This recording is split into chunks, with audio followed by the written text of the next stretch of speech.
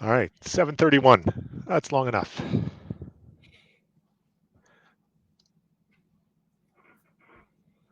Good evening. Welcome Facebook Live on a Tuesday night, 7:30, and it's time for the Wilderness Traverse virtual info session. A little bit of background: we tried this in the spring with our Storm Adventure race for a chance to share information, and it seemed to go well. So we thought we would try it for the Wilderness Traverse community, given that we're just over a month out from the race. So welcome. Who are we? Uh, well, I'm Wayne Leake. I'm a longtime Wilderness Traverse racer, volunteer, helper, and Bob Miller is our founder and race director. So welcome, Bob. How you doing? Pretty good. You? Excellent. Long Excellent. time no chat. Yeah. We're going to do this by the seat of our pants and see how it all goes. So anyway, let me give you a little bit of explanation of how things are going to work. So who are you? Who's out there? There's 26 of you out there. So welcome. The way we kind of look at this is when you see the start line at a Wilderness Traverse event, you see a lot of different people.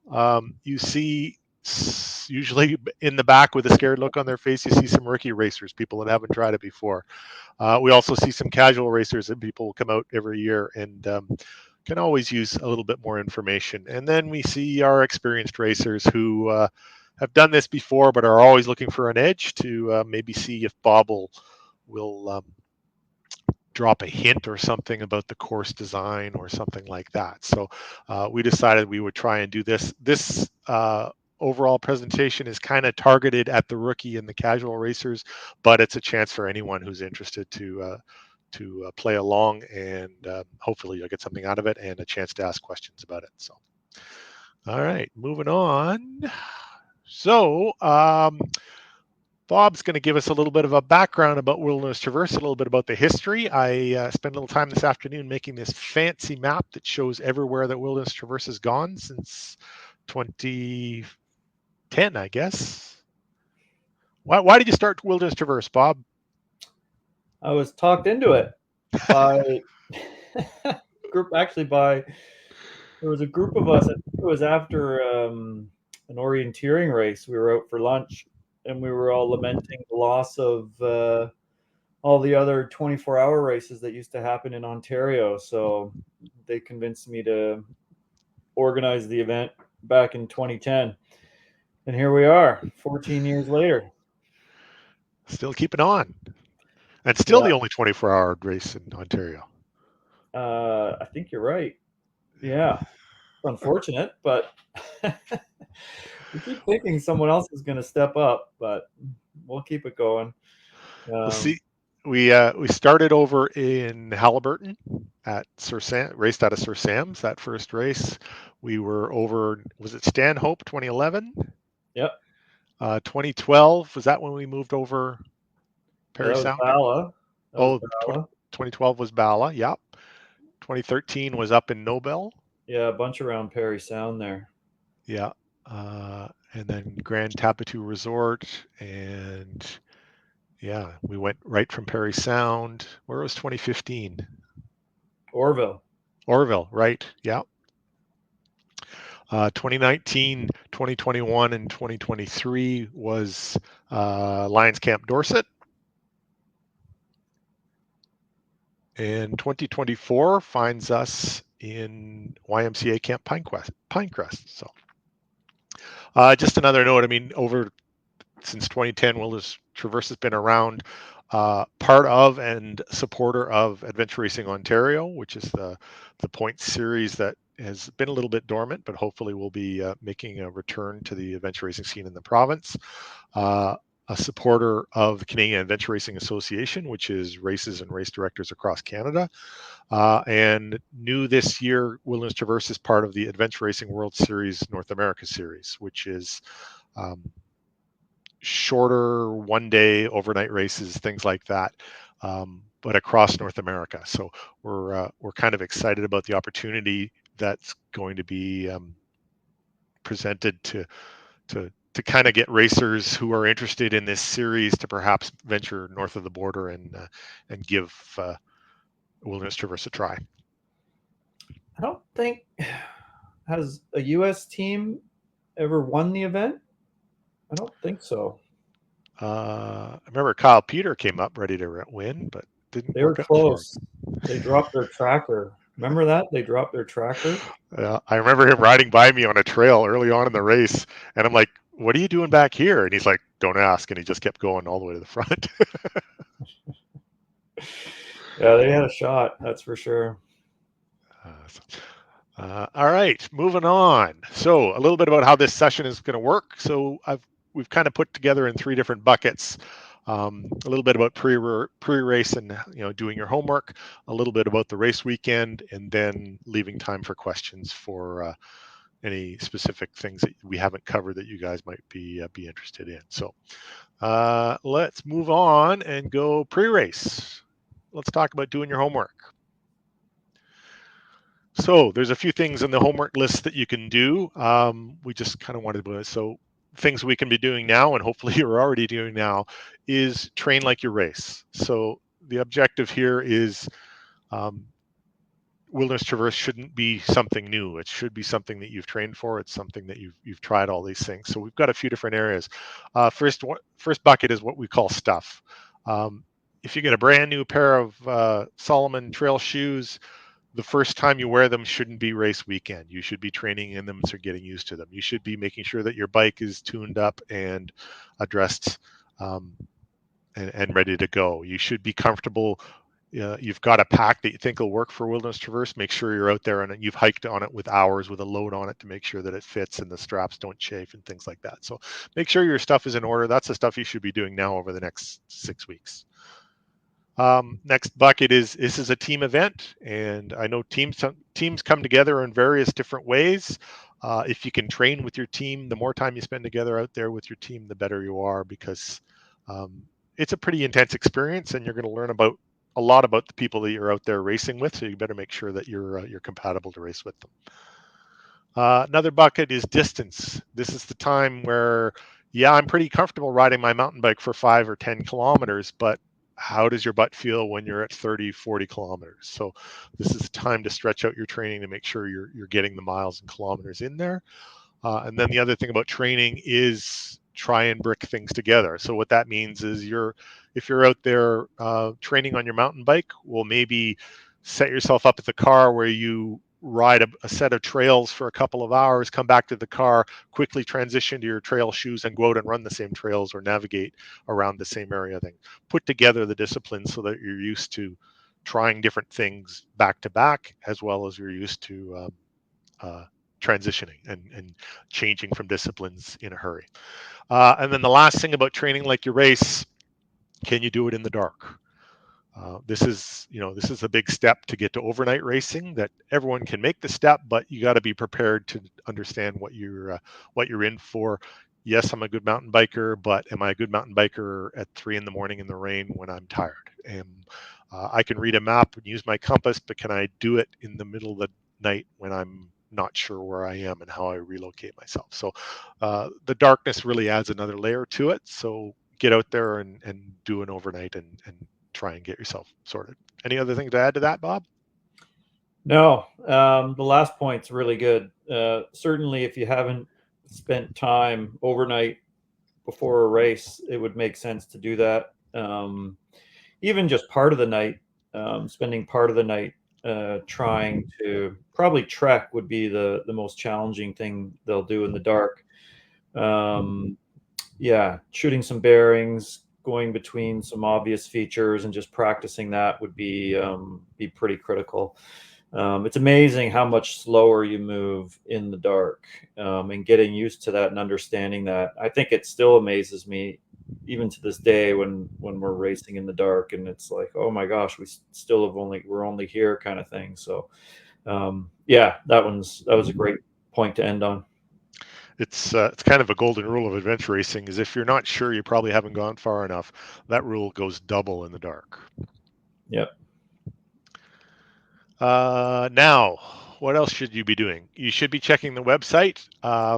Anyone that knows Bob knows he's very thorough, and the Wilderness Traverse website has a ton of information, just about everything you want to know about the event. So if you're unsure about something, it's probably in there. Under event details, registration, there's going to be a little bit of information. There's going to be the rules. There's going to be the documents, questions about pricing, things like that. News, the newsletters that have been coming out, we had one drop yesterday, and we've got probably some more updates coming over the coming weeks. They're all going to be there on that website. So if you missed a newsletter, if you can't find it in your inbox or something, you should be able to find it there. And then one of the other things, especially for newer racers, we suggest is over on the More tab on the far side, you can go back and you can find information about all of the Wilderness Traverses since 2010. And this becomes a really good resource because this is the sheet or the page for last year's race, for example. So you can see the leaderboard, you can see what the course was, the 7 different legs, but you also can see what the maps are like. You can also see there'll be links to videos, there'll be links to racer reports and things like that. So it's really a good chance, I would say, for newer teams, spend a little bit of time and dig into a couple of old races. You're going to get a feel for how Bob designs courses. You're going to get a feel for how the maps are built and laid out. You're going to get a feel for how people have done on the races. So it's I think it's a pretty valuable resource to go back and look at old races. Yeah, great points, Wayne. The other thing I would add is I know teams have gone and attempted old events or sections from old events, so that's available to do as well. Just be careful if you're using the maps and anything's marked private, only for use on the race weekend. Please don't go into those areas, but there's enough crown land sections you could find on those old maps where that's probably the best practice you could do, was going and testing an old leg. So yeah, I mean, back to the map, we've covered a fair swath of land across Muskoka and Cottage Country over the years. So what else should you be doing now? Each member of the team should spend some time and read the rules. So on the website, there is the rules and regs document, and it's a document. This was last year's. I think it's been updated, or it will be updated in the coming weeks. This is really talks about the whole thing: schedule, the course, in general terms, what teams are like, gear, what's forbidden, what the guidelines are for safety, how it ranks, how penalties work. So in there, you're going to find things like mandatory gear. So now is the time you should be going through and saying, what is the mandatory gear that we have to carry as a team? So things like, a synthetic wool shirt, long pants or tights, waterproof jackets, bivy bags, pack liners, things like that. And if you have any questions now when you're putting your gear together and you say, well, does this count? Reach out to us, shoot us an email and say, is this what you're thinking of when you're talking about this mandatory gear? Because we want to make sure that you don't have any surprises with your gear when you get there in late September. Yeah, so there's overall gear, and then each of the sections will have specific gear requirements. For the paddling section, for example, for the biking section, what you need to carry as a team and as a racer. Anyway, everyone should be aware of kind of how the rules work and be familiar with the mandatory gear. So that's encouraged for every racer. The next important document you're going to get, and you're not getting it yet, you'll get it in mid-September, will be the competitor update. So this is kind of the final document where we're giving you the real lowdown on what to expect things. So this is going to include again, a shout out to the rules and regulations, including a link to where you can go and read them. This is going to have the links to the paperwork, because we all have to sign off on our waivers and photo releases and things like that. We can do all that, so you can get all your paperwork done before you get to the event. And it's going to talk about gear bins. It's going to talk about how your paddling gear. It's going to talk about canoes, bears, bugs, personal canoes, how your spectators, families, and friends can follow the race or come if they want to come and watch part of the race, how that will work. Probably for most racers, the most important thing in the competitor update is going to be this. It's going to be the breakdown of what what the race is actually going to look like. So this, we didn't used to do this originally, but it's kind of become a trend in races over the in recent years to kind of give teams a breakdown of, so they can plan ahead, right? So this is going to show you legs.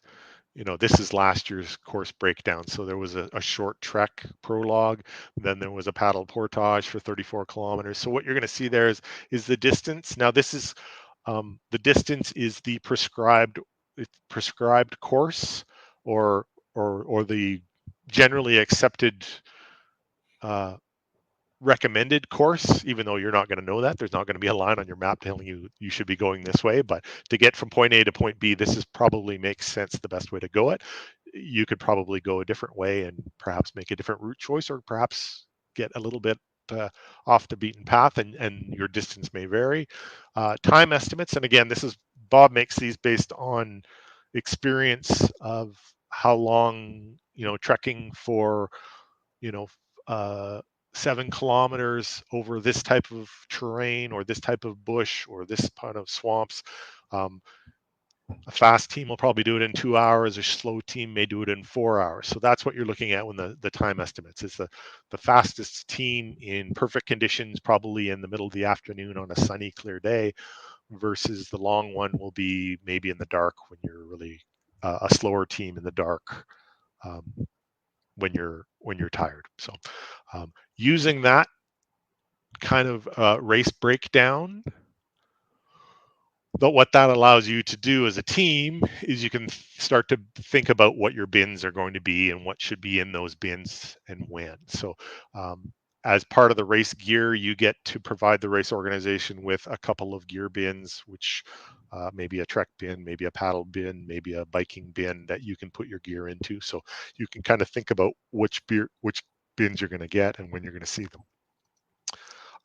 You can think about what gear you're going to need at what stage. So, for example, sometimes, often teams you'll go with multiple pairs of trekking shoes, or a different pair of shoes that you'll wear when you're paddling, because wearing wet shoes all night kind of thing. So you can kind of plan ahead and say, okay, well, I'm trekking here, and then I'm on my bike, and then I'm trekking again, and maybe I can have a second set of shoes in that one bin, so that I'm going to have a clean pair of shoes and maybe a dry pair of socks to go with it at that point. So you can kind of start to think about what your gear will be at or things. And then the other thing that this allows you to plan for is, what food am I going to want when? Again, the best food for adventure racing is the food that doesn't make you sick, or doesn't make you not want to eat it at 4 in the morning. So part of that, and that speaks back to the train like you want to race. When you're out doing a long training session, you're going to try out the things that you like, and things like, sometimes teams will show up with just gels or just bars, and you realize, 18 hours in, I can't eat another bar. I can't look at another bar. So maybe sometimes you might need real food. And we see all kinds over the years. We see people that have raced with, there are teams that'll stop at McDonald's on their way up to the race, and they'll buy 30 cheeseburgers, and they'll send them through their bins, because a cold cheeseburger is exactly what they want, or a cold pizza, or a tube of Pringles, or a certain amount of gels and things like that. So that's things that you want to figure out what works for you, but you want to make sure that you've got it when you need it. Any notes on that, Bob? No, that was really good. Yeah, you touched on everything. There is a description of the bins in that document that'll come out that tells you, usually there's 2 bins, and the document will tell you when you'll see them, like at which transition area. It's not necessarily like this bin's only for biking, this bin's only for trekking. We kind of swap them in and out just based on what works logistically for meeting you guys around the course. So, and sometimes you might need to carry like your trekking shoes. Like last year, we had that trek in between the 2 mountain bikes, and you had to carry shoes if you wanted to use bike shoes and shoes for trekking things with you. There wasn't access to a bin at those transition areas, so just something to keep in mind when thinking about packs and volume and things like that. Do we want to do all the questions at the end, or do you want to answer some now? I think we'll yeah, let's just kind of push through this and get to the questions. I see Heather's got a few questions in there, so that's great. We'll Yeah, get yeah. to those. Okay, we'll wait and then we'll do them Uh, all. Mike Simpson, I'm ignoring your question because I know you're just trolling, looking for information. Um, yeah, so speaking to bins and gear and food and things like that, part of your when you're getting ready for the race and you're walking, you understand what the legs are and you're reading the instructions. You have to literally, as a team, sit and go, okay, I'm coming off the trek. What bin am I seeing? What do I need in that bin? What am I going to see after? You really have to methodically walk yourself in your mind through your race and say, what do I need to see when, to make sure you. Because I mean, I've done a trek in biking shoes because I screwed up and didn't have my trek shoes in the right bin, kind of thing. And that thing kind of happens. So you do the prep up front and try and make sure you've got what you need when you need it. Yeah, and just one more thing. Anything the teams can do before they arrive at the host site is bonus and save time. I always thought about that before a race. I'm like, okay, what can I do at home before I start traveling to an event that's going to make it less stressful for time or anything when I get to the host site? It's so much nicer if you can show up, relax, hang out with your teammates, not have to worry about, throwing everything together and getting it all organized, especially not the morning of the race. You don't want to still be doing those types of things. I think the way most teams organize their bins, like they'll know maybe one person will bring the big bin, but everyone will have their stuff broken into either a dry bag or a really big Ziploc or something like that. So anything you can do ahead of time to prepare and save time before the race and make it less stressful is really key. I mean, I used to like racing with hot dog buns and pitas with Nutella slathered on them. But again, I would do those on the Wednesday or Thursday before and just put them in baggies, kind of thing, so that they're good to go, because you don't want to be doing that at the host site. So Yeah. one last note on bins there. I know Kevin Post, long time volunteer, and I think he's racing this year. Good for Kevin. But from a long time gear bin mover, do not place 20 liters of water in them. People do have to lift and move them throughout the course. Yeah. So part of that is, if you can have your water vessels, you can have your camelbacks or your bottles or things like that, but we will have fresh water at those transition areas rather than you having to put them in your gear bin, so they have to move them around. So all right, moving on. A little bit of other stuff to know. Gravenhurst, average temperatures at the end of September is going to be somewhere in hopefully the high teens as a high, and hopefully 6, 7, 8 degrees Celsius. Again, depends on the variation. Last year, the end of September, the race was a beautiful warm weekend, wasn't it? It was almost too hot. We had some heat exhaustion. Yeah, so these are trends, but you never know. So be prepared for all of them and adjust accordingly. A little bit about the sunset is going to be 7:02 on Saturday night, and the sunrise is going to be 7:12 Sunday morning. So almost up to 12 hours of darkness, and it's a new moon on October 2nd. So you're not going to get a whole lot of moon, but you're going to get a lot of sky. Yeah, we're near the Dark Sky Preserve, the host site. So hopefully we get a clear night with not a lot of fog, and we get some stunning stars. Yeah, should be beautiful. Yeah, we're on to our next section. So maybe we'll just quickly go through this. The questions. Welcome, Heather from Mud, Sweat, and Beers. You have questions and concerns. Mountain biking, primarily single track trails, ATV trails, a fun mix of both. What would you call that, Bob? I like Kyle. I see Kyle's on there. Nesbitt. Oh, yeah. He did a great job answering that. It totally depends. This year we're gonna have ATV trails for sure. There'll be a mix of road, gravel road, cottage road, a lot of that stuff. I don't think there's any single track. No, there's not going to be any single track this year. So it's a bit of a challenge finding suitable biking terrain that goes somewhere and connects the areas. So we do like to include single track when we can find it, especially fun whip zippy, type stuff. But this year there won't be any single track. It'll mostly be ATV trails and then different states of roads, logging roads, gravel roads, cottage roads, and some paved roads too.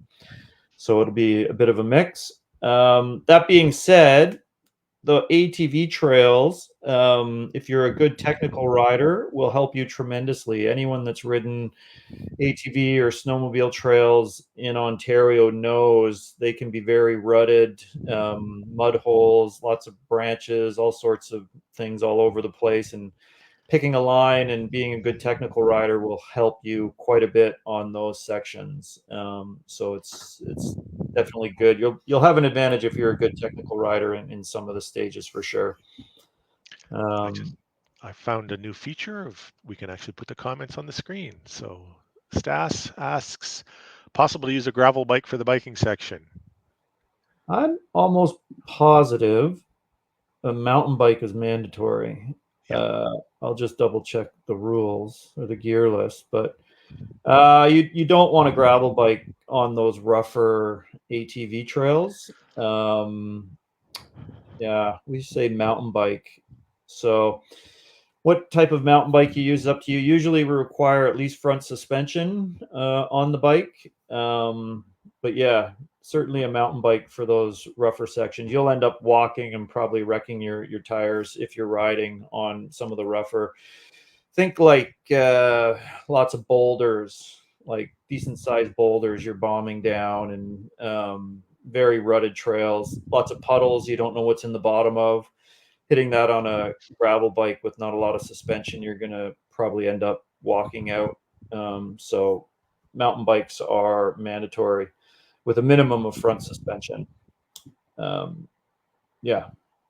And a mountain bike in good working order, you probably want to get it in for the tune-up in the weeks before. You want to make sure that everything is properly lubed and everything looks like that, because it's no fun to have your have things derailed by a mechanical.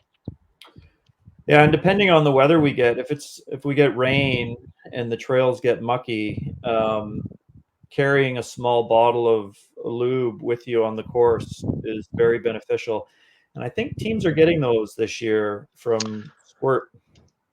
Yes, Squirt Cycling is a supporter of global adventure racing, including Wilderness Traverse. So there should be something in your goodie bags.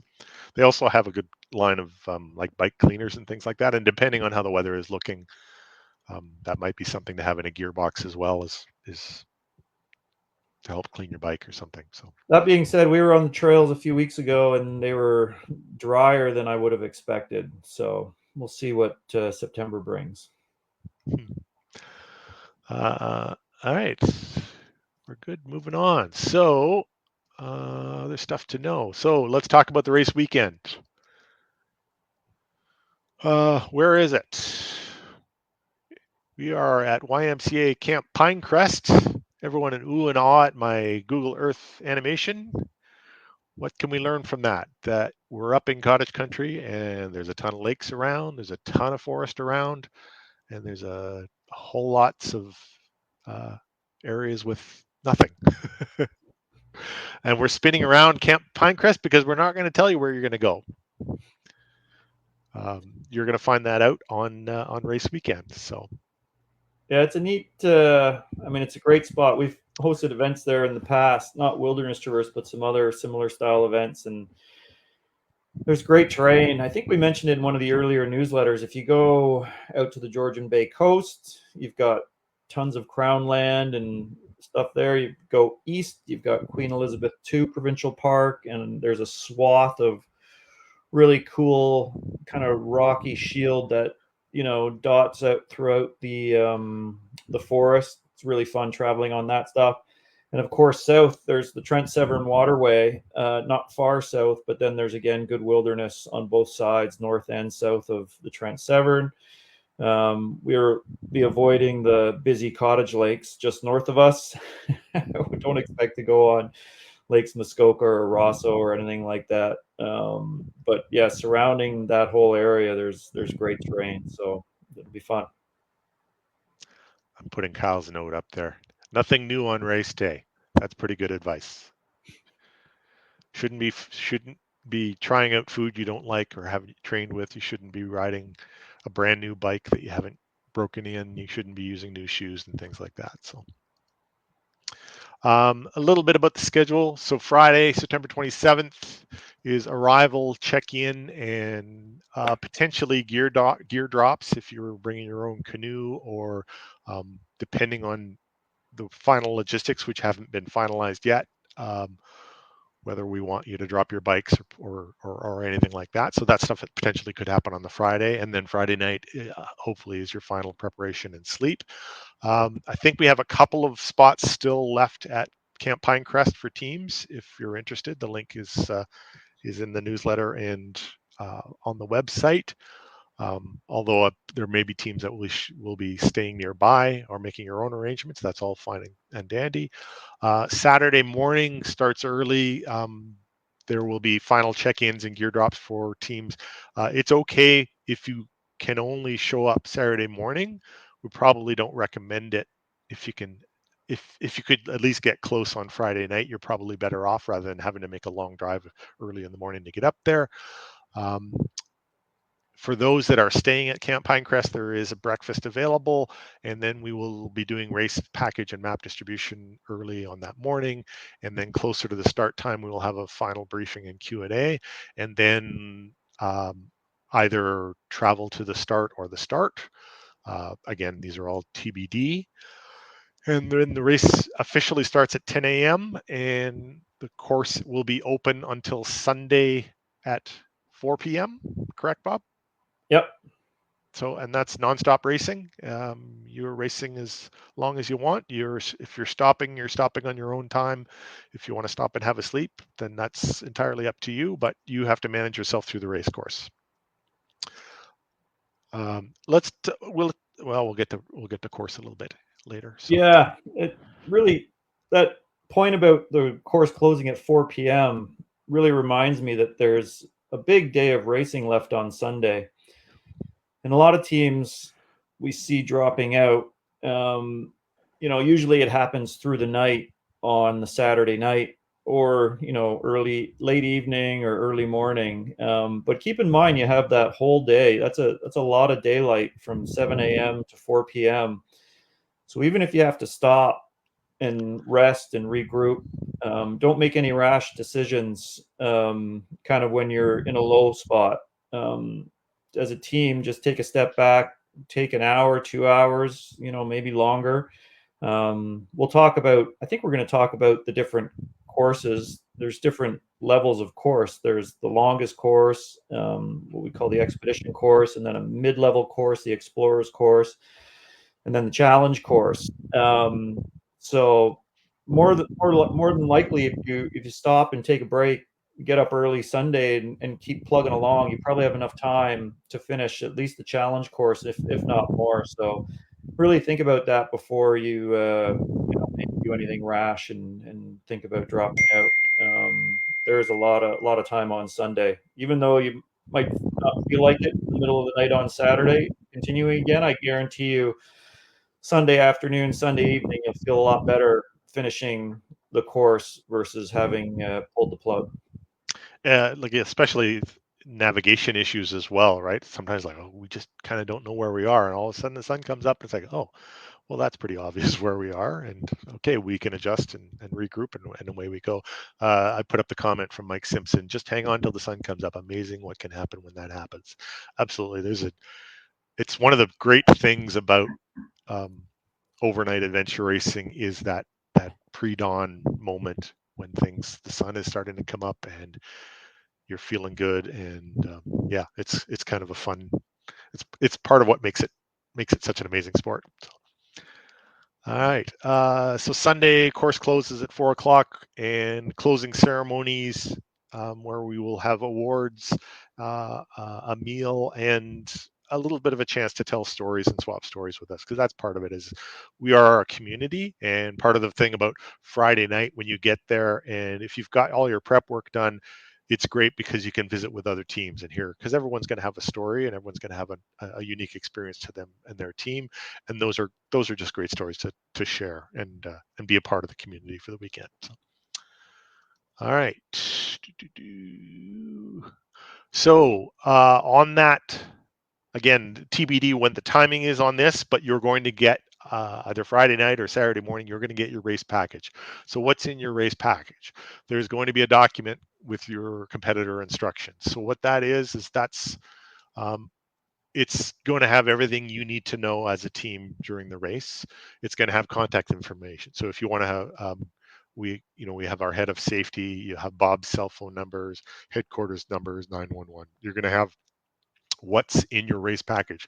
So you may have a variety of maps for the whole course. So on this sheet, we're going to tell you which maps you should have, so you can make sure that, oh wow, I'm supposed to have 3 topos, I only have 2 topos. So where's the other one, or something like that. And then a little bit about the definitions for those maps.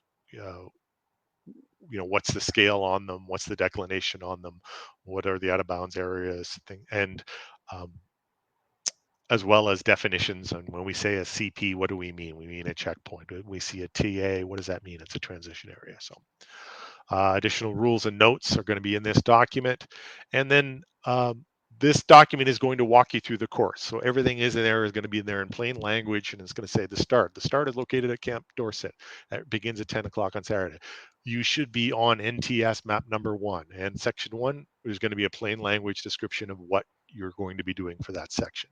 And then on to section 2 is canoeing, and here's the checkpoints that you're going through all the way up to the TA. So especially in these things will be the timing for your course cutoffs. So as Bob mentioned before, there is kind of is it the expedition course is the full course, and then there's explorer courses and challenge course. So those may be, there's still a finish.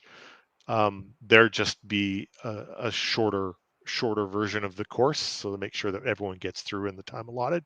But you have to get to a certain point along the course if you want to continue on the expedition course. So that's all going to be instructions, and don't lose these. Those instructions should be with your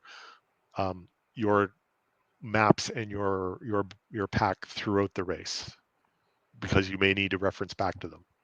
Because in the wee hours of the night, you're going to forget about what was the instructions on where that checkpoint was, or something like that. Something really quickly, Wayne, there was a question there, and it was answered in the instructions. Someone was asking, they said they noticed in the results that some checkpoints don't have a time allocated to them. So those would be your unmanned checkpoints, and those are described in the instructions if it's unstaffed. So keep an eye open for that. So if it's unstaffed, you're just going to find an orienteering flag and a timing unit hanging there. So for those checkpoints on the primary leaderboard, we won't have the times, but you'll also see there's sport ident results, or there's another link usually for all the races that show the times for all those unstaffed checkpoints. So there's kind of 2 sets of results. There's the official leaderboard, and then there's our timing system results that we publish shortly after the race. So if you really want to geek out and look at all the splits and times between all of the checkpoints, you'll find them there. So any of the ones that don't have times are going to be the ones that are unstaffed on the race weekend. Yeah, that speaks to how we keep tabs on you while you're out on the race course as well. So we have a tracking system, so that each team is going to be carrying a tracker that uses GPS and transmit back. So there is, on the website will be a tracking map that will show your dot as it's doing. So your mom or your wife or your kids or your husband back home can follow along with your race.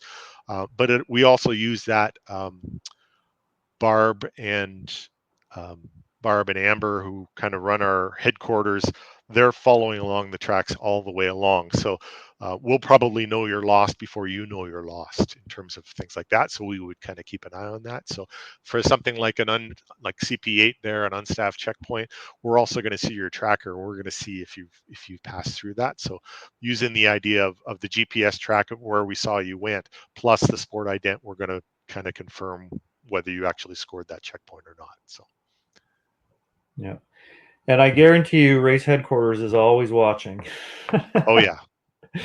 If you're struggling out there, they'll know it, and they'll be cheering for you and pulling for you to get through. And hoping The that's you, actually yeah, raises a good point on what you were talking about earlier, Bob, about the wee hours of the night when you're thinking about pulling the chute and you're done and things like that. You're going to reach out to Barb, and through the tracker, and sending a message, and you may want to pull the chute. As a race organization, from Bob, myself, Barb, Amber, every volunteer, we want to see you get to the finish line. We want to create an environment where we give you every opportunity to have a great race experience and get you to the finish line. So I remember a time when we were lost. There was a whole group of us that were lost, and I was messaging with Barb, and she's like, "Are you sure?" And she gave me every opportunity to kind of help myself and take time to, because she could see where I was, and she knew that I had made a really simple nav error and it was easily correctable if I kind of stepped back and thought about it a little bit.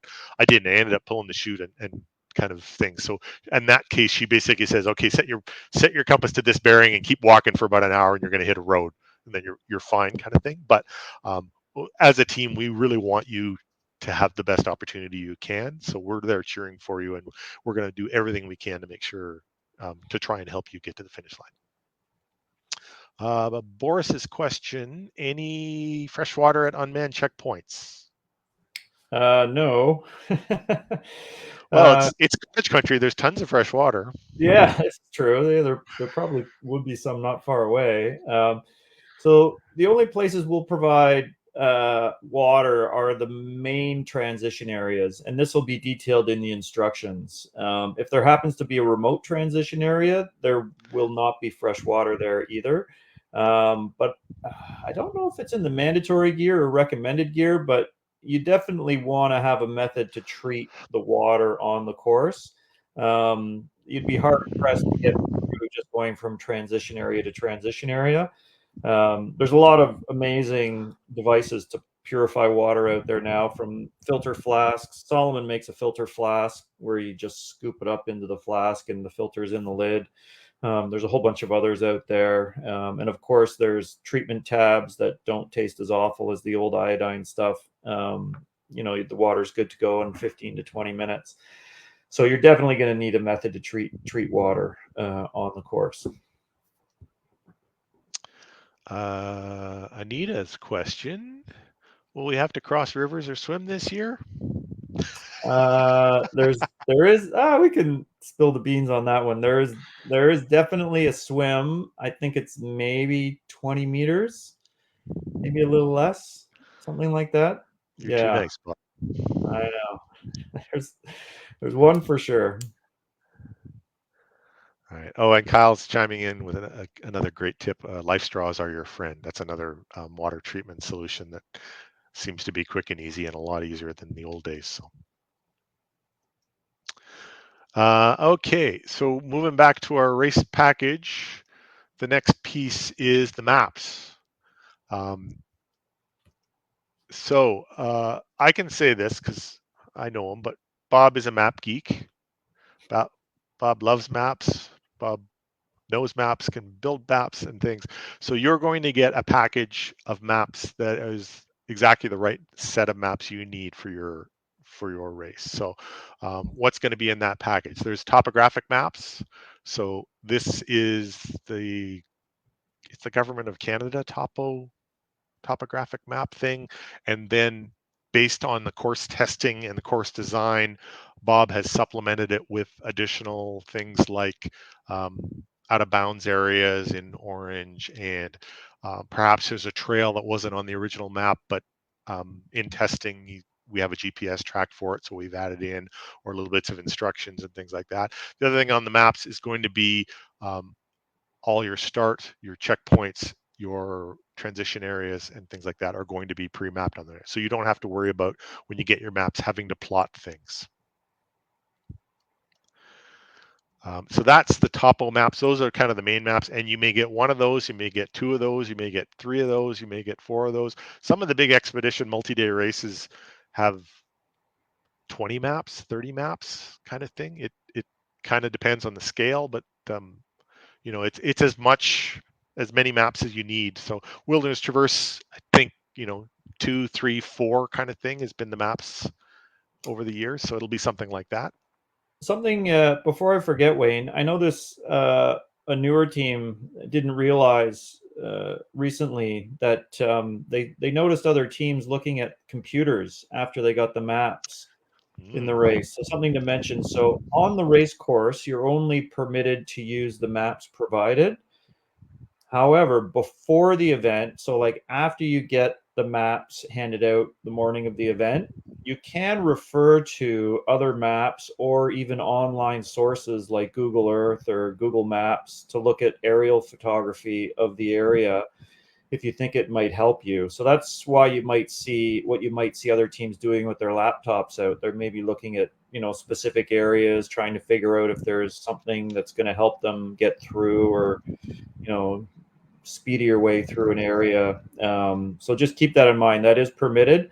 But once the race starts, only the maps provided, and obviously no electronics devices like that out on the course. So just something to highlight, because I know that there was a new team that asked that question, and they were surprised that teams were looking at computers and doing things like that. Yep. What else? Your map set may also include a different overview map. So this was the spectator map from what's it? Map books? What's the map book called? Oh yeah, Backroad map books. Backroads map books. Yeah. So again, depending on the excuse me, where we're going and the course, if Bob thinks it will be of value to include in your package, it may show up there. And then occasionally we may have a specialty map or something like this. Again, was it last year you guys were in Georgia Nordic? 2 years ago. Yeah, 2 years ago in Georgia Nordic. So they have a really good orienteering map there. So we were able to use that, which again, a finer scale and more information, and more up to date. So you may get any of these 3 different types of maps in your map package, but all of them will make up the course because they're in their package, because they're of use to you. And then don't lose these. So figure out a way of keeping your maps, and don't leave them in a gear bin, and make sure they're protected. So something like a map case, some teams will use plastic dollar store Mac Tac, and they'll plasticize kind of all of their maps after their map is up. So protect it so it doesn't get water damaged, and protect it so it doesn't get lost and left on the trail. And we do provide 2 sets of maps now. So if you have 2 navigators or 2 people that can navigate, you'll get 2 sets. Yeah. All right. Talk about the course a little bit, Bob. Why are we at YMCA Camp Pinecrest, and what is it about that area that is worthy of a wilderness traverse? Oh, those are some good pictures. So those were from course testing, looks like. Yeah, it's really neat terrain. Like I mentioned earlier, kind of a lot of the terrain surrounding the host site. If anyone's ever been to Torrance Barrens before, they've seen the kind of moonscape rock. The Canadian Shield dominates instead of the forest, and it's really, really fun to bike or trek along those ridges. So we were looking for areas like that to host the race. And then, of course, in between all those ridges, there's just thousands of lakes all over the place. And there's some good canoe routes in the area as well, that are not well used. I think where we're going for the race didn't look like anyone had been in there we were there early summer, and certainly no one had been in there yet this year. So yeah, there's little used canoe routes in the area, so that provided some neat opportunities. Um, and yeah, there's good biking around the area too. I mean, you can bike in Torrance Barrens, and there's other bike trails in the area that are promoted on the different kind of municipal websites around the area. So yeah, I mean, we're so lucky. It's funny, a lot of the American organizers that come and participate in the event, there's some groups out of Michigan and Pennsylvania and Maine. They come up and they're just so jealous of the landscape that we have to work with in Ontario. That's kind of close to populated areas. So yeah, you can't really go wrong for this type of racing in Ontario's cottage country.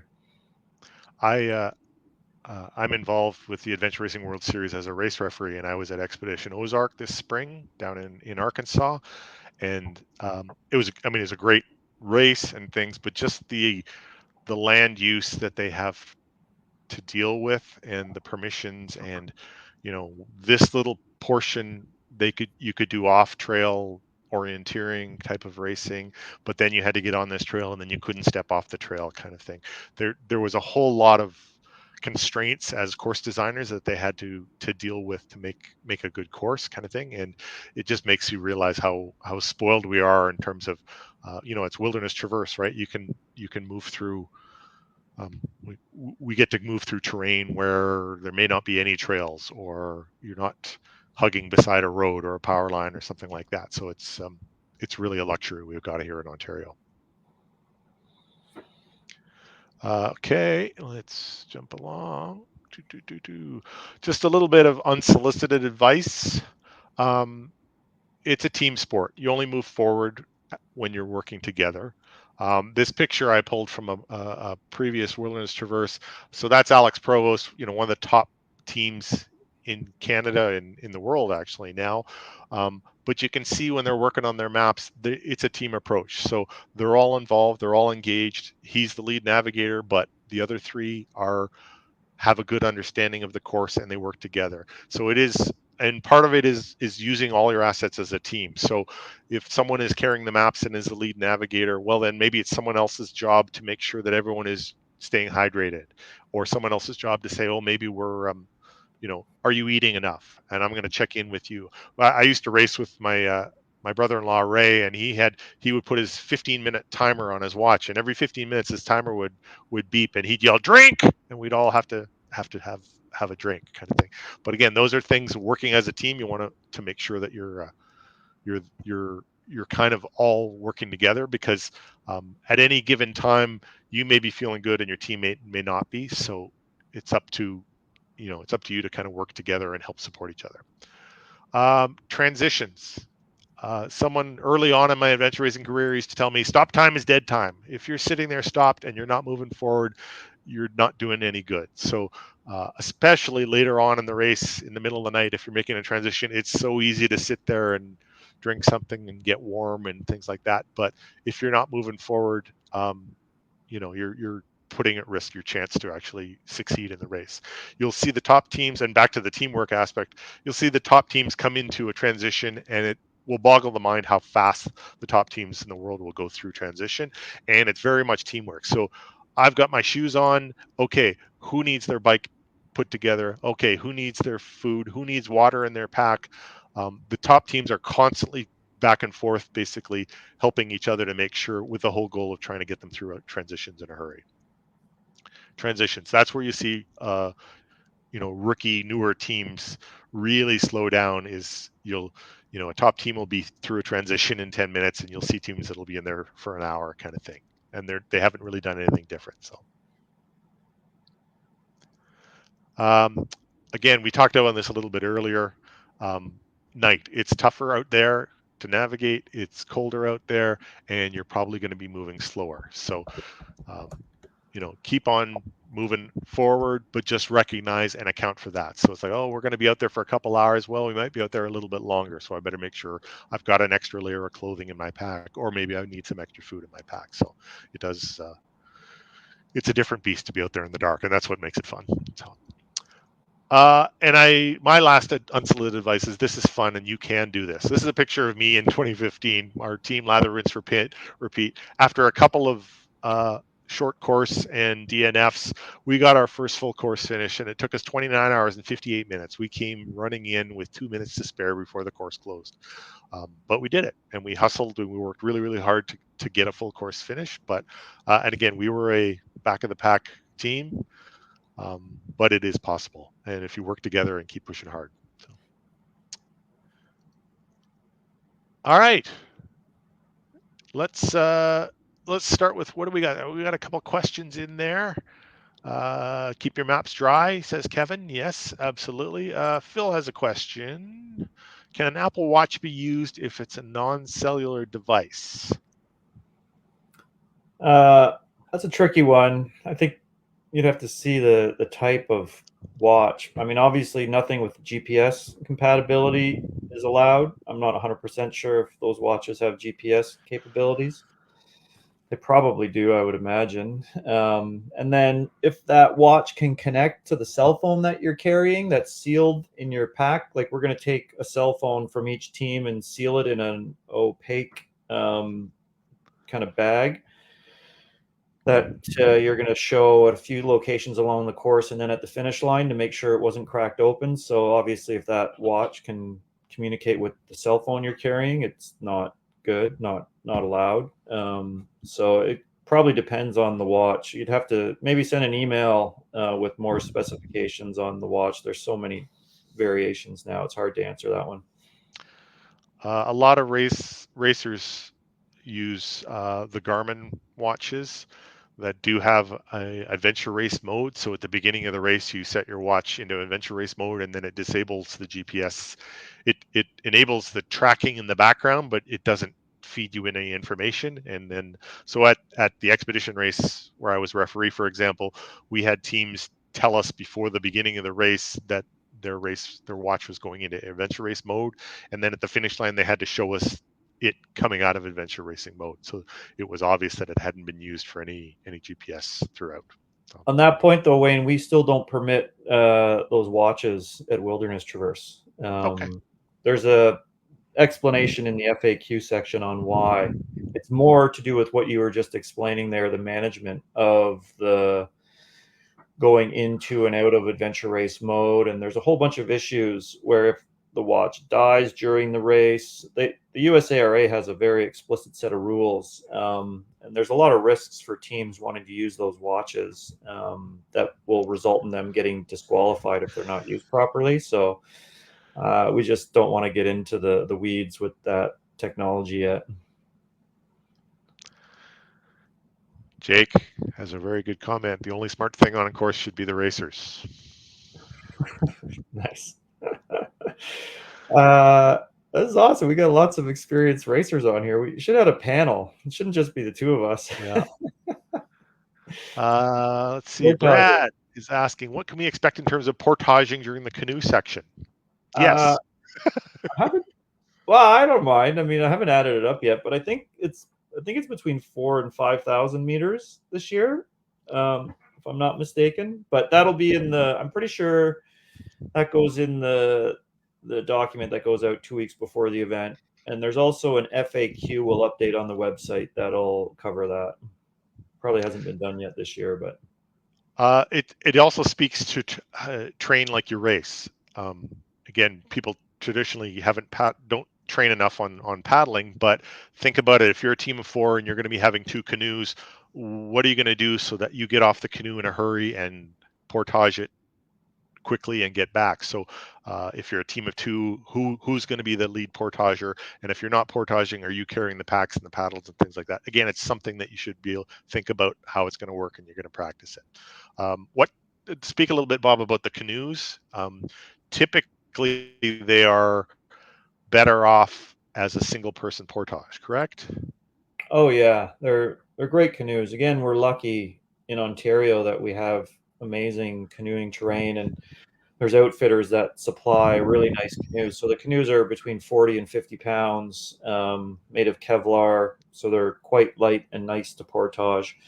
definitely preferable if one person's carrying the canoe versus two people tugging back and forth on it. Yeah, you should know how to portage a canoe, or someone on your team hopefully knows how to portage a canoe before the event. That being said, I'm sure there's teams that have showed up that haven't done it before, and they'll figure it out. So that actually raises another point. So teams of 3 will be 3 people in a canoe. So give some thought to how you are going to put that third person in the middle of the canoe. Is it a pop-up plastic stool from Canadian Tire? Is it a foam wrapped in duct tape? We've seen them all over the years, different solutions. Some teams will show up with the little strap that it hooks on either side of the gunnels and things, and then a couple hours later we say, well, what happened to your seat? Well, it broke because it really wasn't built for this type of use, kind of thing, right? So give some thought, especially if you're a team of 3, of what the solution is for that person, and that person who's going to ride in the middle of the 3 of you, who's going to sit in the middle, and can they be a functional contributing paddler to your team? So some people go, well, I'll just kneel in the middle. It's like, okay, well, how are your knees going to feel after 4 or 5 or 6 hours, kind of thing? So that's all the part of things about training, about how you're going to handle those things.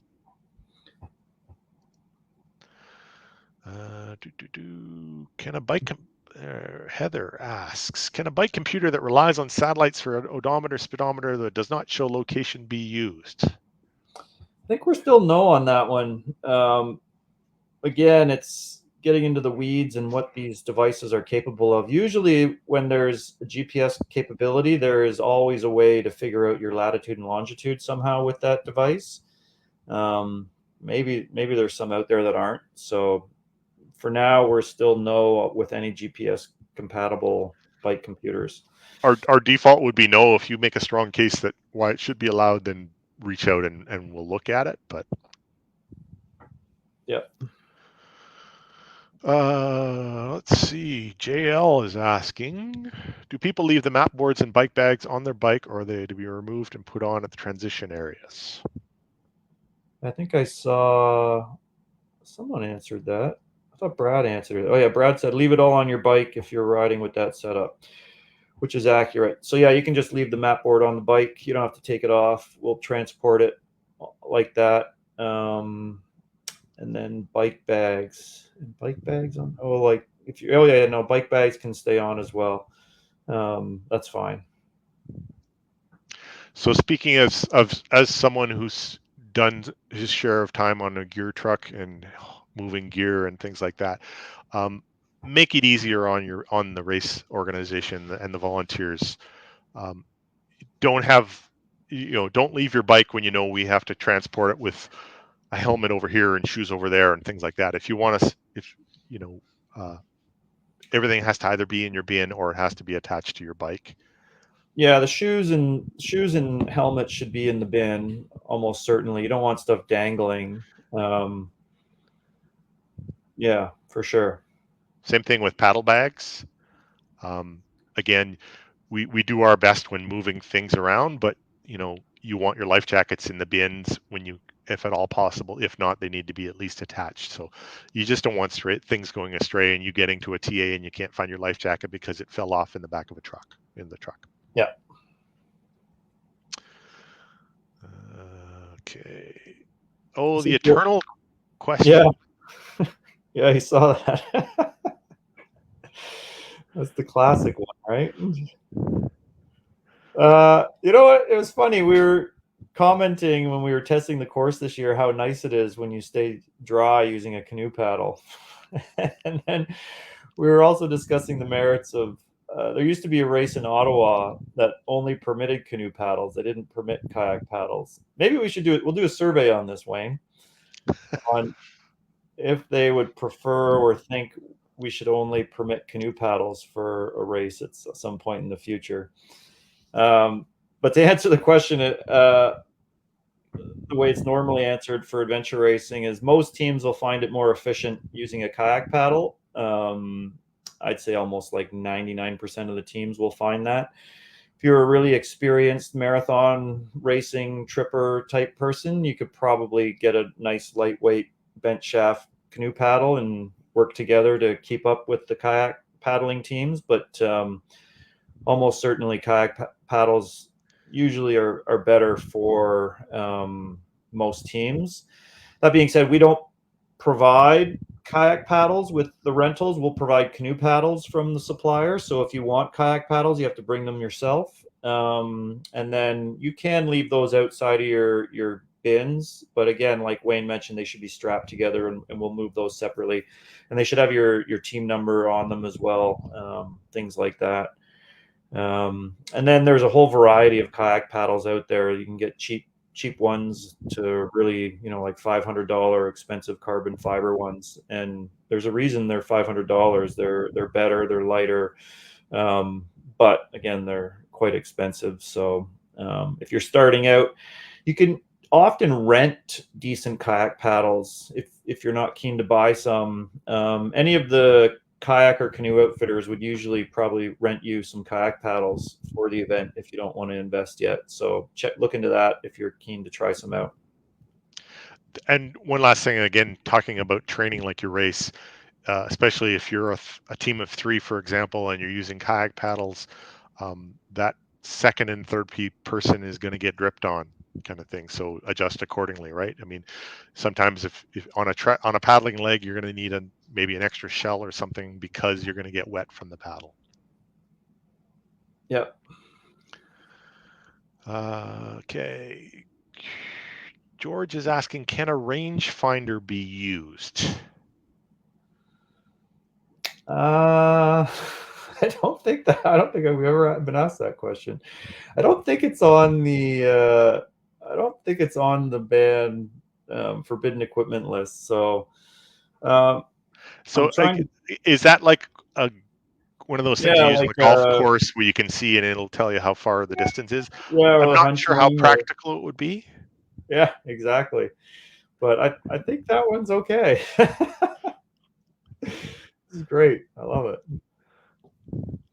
What else did someone ask for something? I forget. It was something. Stas is asking, what's the best proven practice for keeping maps dry and don't spend excessive time trying to shuffle the maps? Separate pouch for each map. Anything else? I think, yeah, you'll see almost every navigator has their preferred method, and what they just described kind of touches on the different methods. So I've always been a fan of seal line map cases. Seal line, I forget how it's spelled, but they'll eventually leak on you as well. So there really is no perfect map case.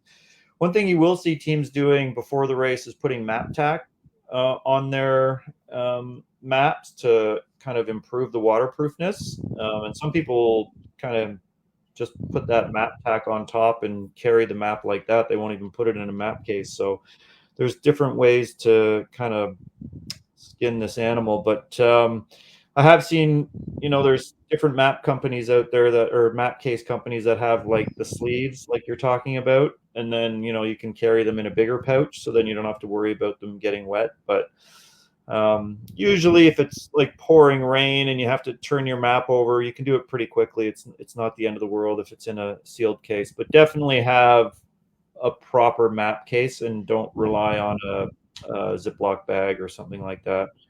You're just asking for trouble if you're going to do that. As far as shuffling maps and things like that, and part of that is planning out your course, and as you figure out what you do, you're going to say, okay, this is my map for this section, and on the back of it I'm going to put the other one, so when time comes when I have to cross over from this map to that map, I'm just going to flip the map case over. So you try and plan your course out like that. What's your map boards on bikes? There are homemade solutions. There are ones you can buy. You see all kinds. Some people will just use a map case with a piece of cord around their neck and hanging them. But again, as you're cycling at high speeds on a cottage road, maybe it's going to be flapping around. So yeah, I think it's O-Store, o-store.ca sells mountain bike map boards. Highly recommended for the navigators to have those on their bikes. It makes the biking navigation much easier than fussing with a bag either stuffed in your pack or wrapped around your handlebars or however it goes.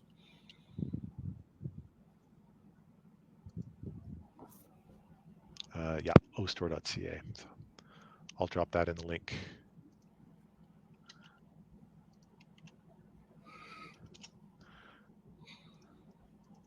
I'll also put the seal line.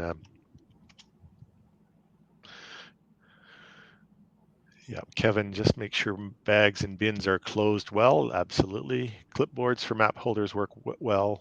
Oh, will melt in the rain. Yes, those fiber clipboards. Yes. Someone named Shannon says MacTac. Okay. All right.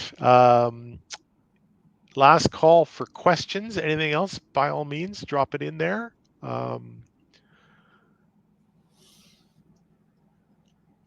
Again, we're a few weeks out, so people can have you've got time to do your training. But again, train like you want to race. Try out the gear you want to use.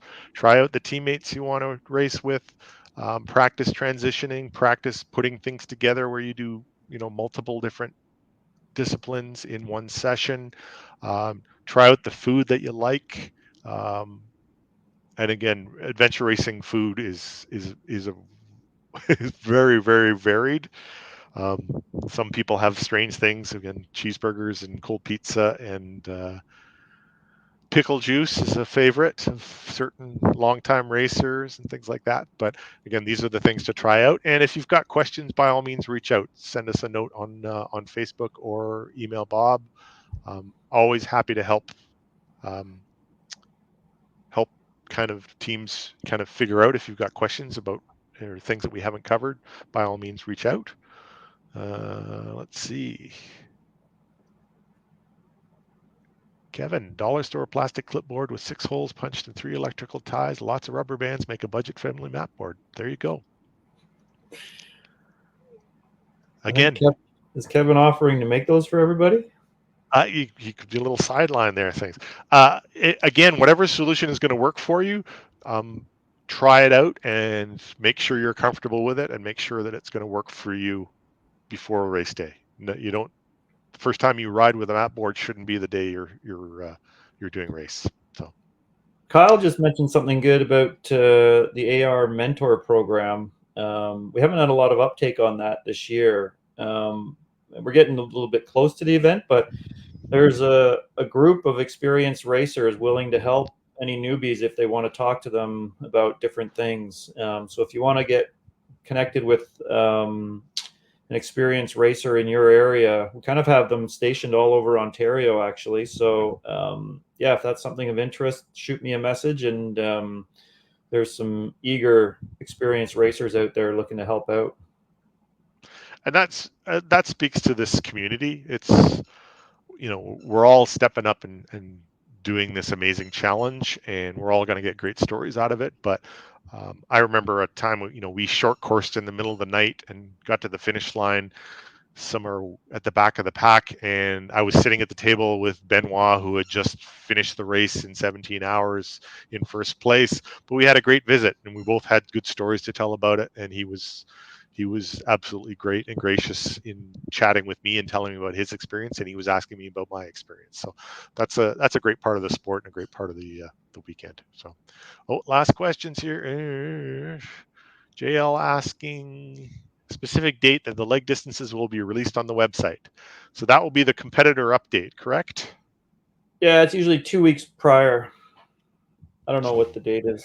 Whatever 2 weeks prior is. We usually try and get it out a couple days before the 14-day mark. So somewhere in the first 2 weeks, second week of September, saying. So. Yeah. David asking headlight recommendations. The technology changes all the time. So I know we have lupine lights. We use them in Eco Challenge, but that was like 5 years ago now. They were amazing then, and they still work really well. But probably gather there's better technology out there now. But Lupine is what we were using then. They had one called the Neo that I felt was bright enough for trekking and biking. Like, it was kind of a jack of all trades. So it's one to look at. I'm sure every other experienced racer on here probably uses a different brand. So they might be able to throw up some comments on what they're using.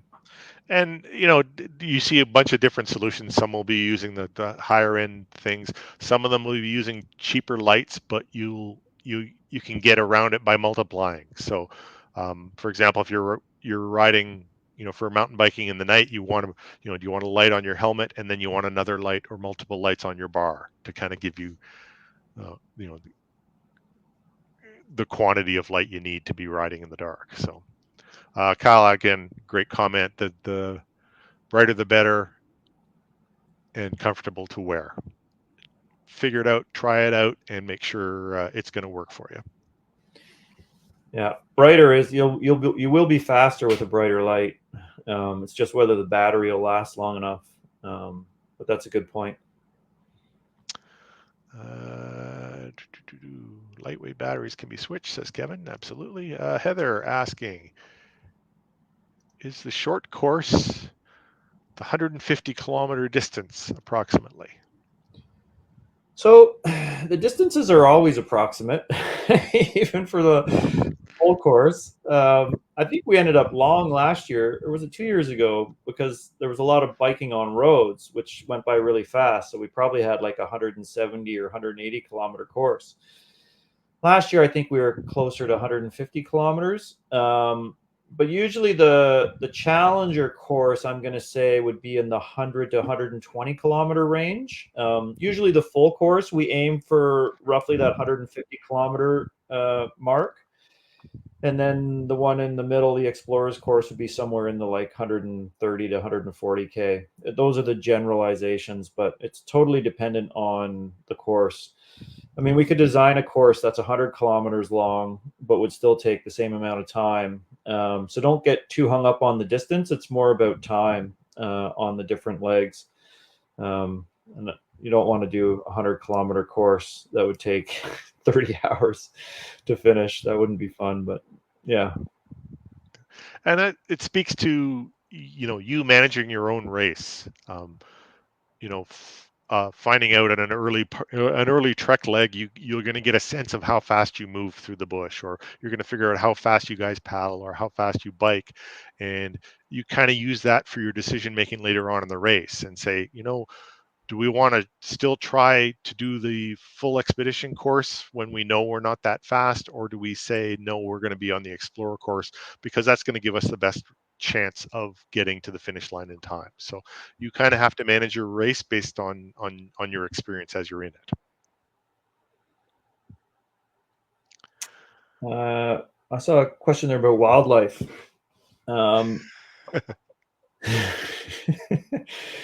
Yeah, it's valid. Almost, I mean, you'll be lucky to see something if you do see some of the larger animals, like a moose or a bear. There also could be Massasauga rattlesnakes in this area. They're definitely around. We didn't see any while testing the course this year, which I was surprised about, actually. I thought we would have seen some rattlesnakes. They usually go away in the dark, so they'll go to their burrows, so you don't usually have to worry about them. And because it's later in the fall, they'll almost all be in their burrows anyways. But you're probably thinking more bears or moose. And usually when you're on a team with 3 or 4 people, the animals are going to run away. It would be very uncommon for the animal not to just run away. So that would be the most likely occurrence if you did happen to see something. You'll be lucky if you do, actually. But we do actually put some information in the brief, the competitor update that goes out on bear encounters. You could look it up quite easily if you just did a search for, black bear encounters or moose encounters. And the Ministry of Natural Resources have great videos that explain what to do and how to handle those situations, which is basically where we're going to send you if you're looking for information on that from the competitor update. But yeah, almost always they run away. We actually came across a pretty big moose while course testing this year on a bushwhack leg. it was only maybe 20 feet away when we ended up seeing each other. We had a stare down for about maybe 5 minutes. It was actually pretty cool. And then he just kind of sauntered off like it was no big deal. So yeah, they don't want to mess with you as much as you don't want to mess with them. Years ago, I was on a trek on an adventure race, and we were off trail somewhere out east in one of the frontier races, and you just heard this rustling, and we were off trail in the bush, and a big moose came by at full speed and in a full gallop, and they were like, I don't know, 100 meters away from us, and didn't see us, didn't care about us, was just trucking through this valley. And it was amazing to see. Like I kind of hugged him behind a tree and watched him go by, but it was just fascinating to see them just picking the way through at full speed through the bush. It was amazing to see. But again, those are pretty rare, few and far between. And usually once the first few teams are through an area, the animals are clearing out of there pretty quick. So just don't be invited. Yeah, Mike Simpson, almost no wildlife encounters. So yeah, Mike, that's because you're usually got the MP3 player cranked, got the tunes going, keeping you awake. So all right, I think that's last call. Good questions, everybody. Look at that, 37 people. I think we've held our audience, which we really appreciate it. This is we said 90 minutes, and we're getting pretty close to that. So yeah, any other questions? By all means, reach out to us on social or via email. Watch for the next updates coming through the newsletters, and then the competitor update at the just over 2-week mark. And get out there and get training. And any questions, let us know. And thanks for joining us. Anything last words, Bob? No, thanks for putting it all together, Wayne. This is great. All right, thanks everyone. Have a great night, and we'll see you in late September.